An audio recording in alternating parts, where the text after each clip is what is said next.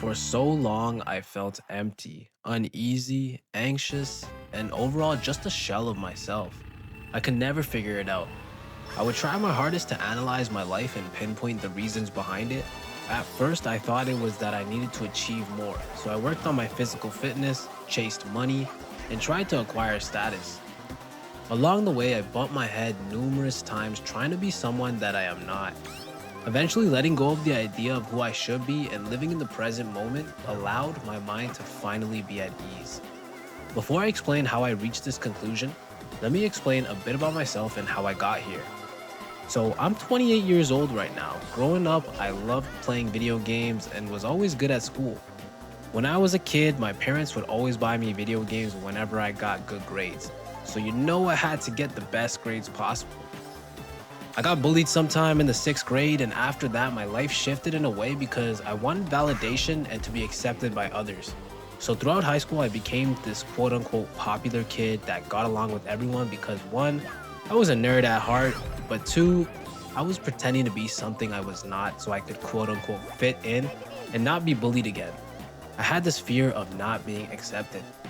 I always had dreams of retiring my dad, who worked as a cab driver and would always be working and never home to spend time with his family. Even though I was good at school, I had this innate feeling that a regular 9 to 5 job was not gonna cut it. Throughout high school, I started to smoke weed and drink alcohol like all the other cool kids did, and I developed a habit. Eventually, I graduated high school, went to university, and somehow scraped by and got a degree in IT. I worked a couple of jobs, but I always feel empty and anxious. First, I thought it could be the weed and the alcohol, so I would try to limit that, but that didn't do too much to change my emptiness. I picked up day trading after a friend introduced it to me, and I got obsessed with it because, in my mind, it was the ticket to retiring my dad and acquiring status through monetary gain.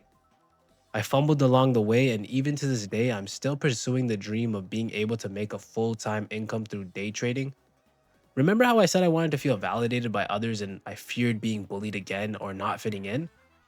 The introduction of social media made this feeling way worse, and throughout my post secondary years, I would chase empty highs, women, and fancy symbols like cars and clothes and whatnot, none of which would ease the empty feeling that I had.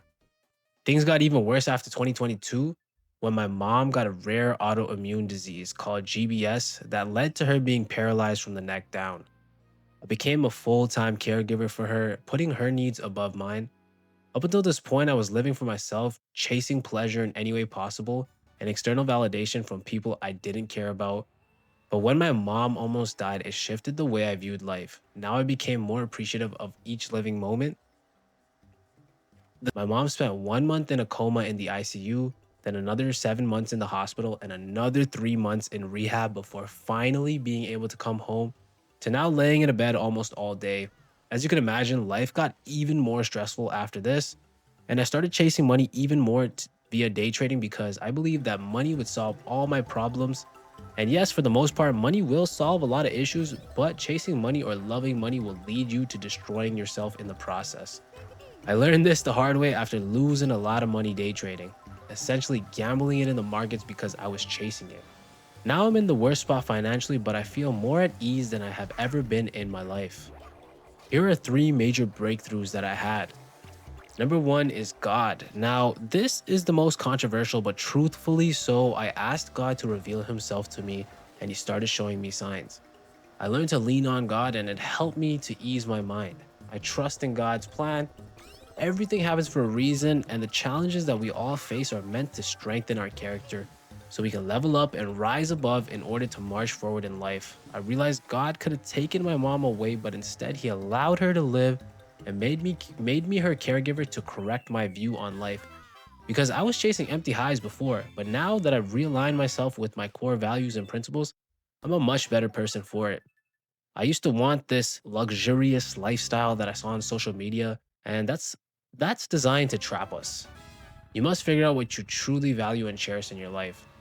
Had I continued living the way I was before, I would have eventually crashed out. I was undisciplined and could not delay gratification. Trusting in God's plan has allowed me to look at the positives even in the darkest of situations, allowing me to let go of this false vision I had concocted. I firmly believe that everyone should have a personal relationship with God, especially with how chaotic the world has become. Number two, success is not linear. We all have an idea of what success should be. And I believe everyone should strive for success in their own life, whatever that may be, but it'll be different for everyone. You shouldn't get discouraged if things don't go right the first time. Life is a long journey and everyone's path is different.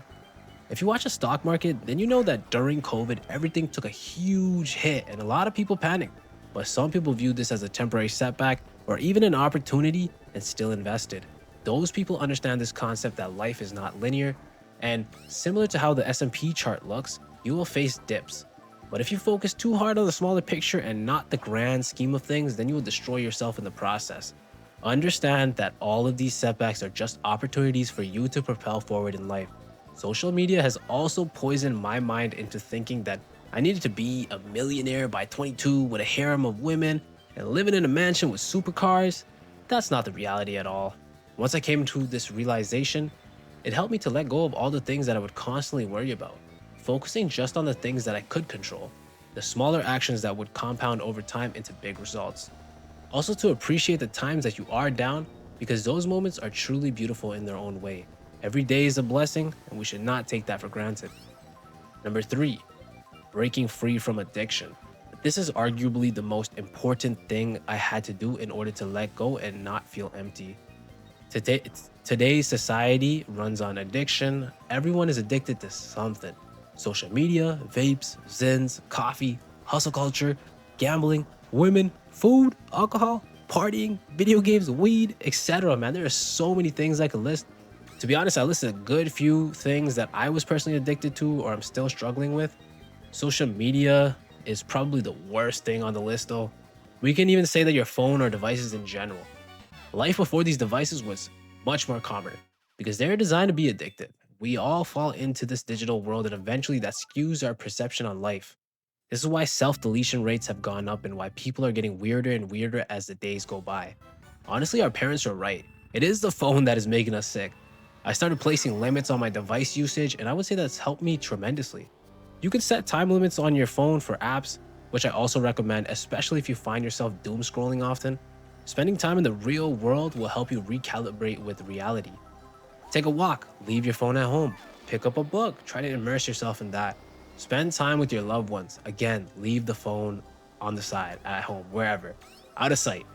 You'd be surprised how much better you will feel when you do this. Even playing video games instead of using your phone is much better, especially retro games or offline games. I truly think this constant connection to the digital world is ruining our society and has definitely contributed to my anxiety.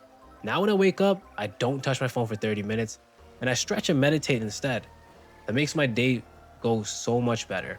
I'll probably make an in-depth video on this topic alone as I know a lot of people are struggling with this.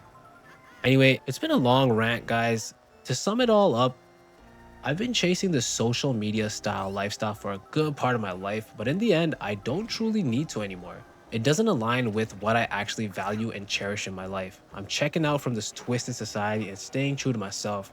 Hopefully this video gives you guys some insight into the toxicity that we've been fed by society and shows you that letting go is truly the answer.